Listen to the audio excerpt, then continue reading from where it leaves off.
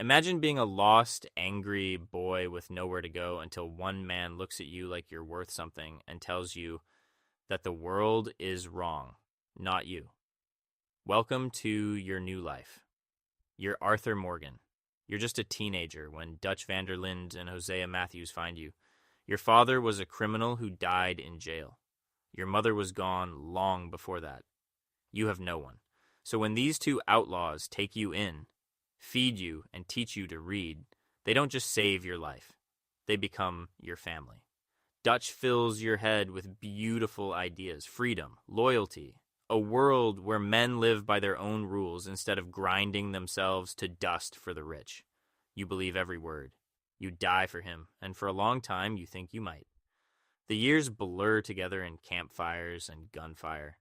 You grow into a big, quiet man with fists like hammers and a heart you keep hidden.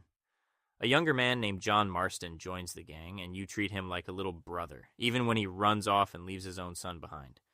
You once loved a woman named Mary, but the outlaw life pulled you two apart. You bury that ache and keep riding. Then comes Blackwater. A job goes catastrophically wrong. People die, money vanishes into a river, and suddenly the whole gang is running for its life through the mountains, half frozen, half starving. You carry a wounded girl through the snow. You watch a young woman die because you couldn't save her. This is where it starts, though you don't know it yet. The dream is already cracking. You settle in the mountains at Coulter, then push east to a valley called Horseshoe Overlook. For a moment, it feels like the old days again. Card games, singing, Dutch promising that one more big score will set everyone free forever. But there's always one more score. You meet Sadie Adler after her husband is butchered by the O'Driscoll gang. You watch grief turn her into steel. She becomes one of the only people you truly trust because she never lies to you about who you are.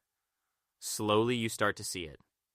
Dutch is changing. His plans get wilder. His eyes get colder.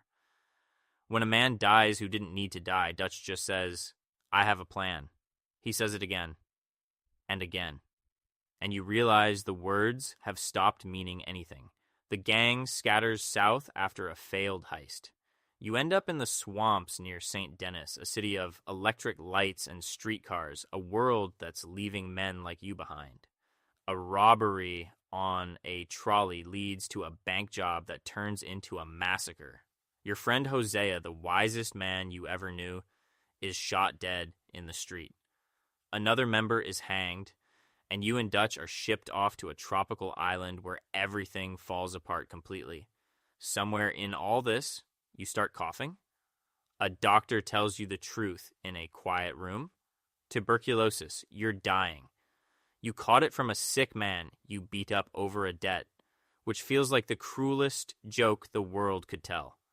You stare at your own reflection and understand, maybe for the first time, that your time is almost gone, and that changes everything. You start giving your money away, you help strangers, you go to marry one last time, you look at the men you robbed and the families you ruined, and you finally ask the question that matters. Not what have I done, but what can I still do? Dutch abandons you both, so you make a choice. You break John Marston free, you get him back to his wife and son, and you decide that at least one good man is going to walk out of this alive. At the very end, you climb a mountain with Dutch and the man who betrayed everyone. You hand John your satchel. You tell him to go home, then you turn and face the only father you ever had, and you tell him the truth about what he's become. Depending on the man you chose to be, you die looking at the sunrise, coughing your last breath, finally at peace. You spent your whole life believing in a dream that was never real. But in your final days, you became something Dutch could never understand. You became good. And the boy you saved lived. Because you finally learned that redemption isn't about the time you have, it's about what you do with it.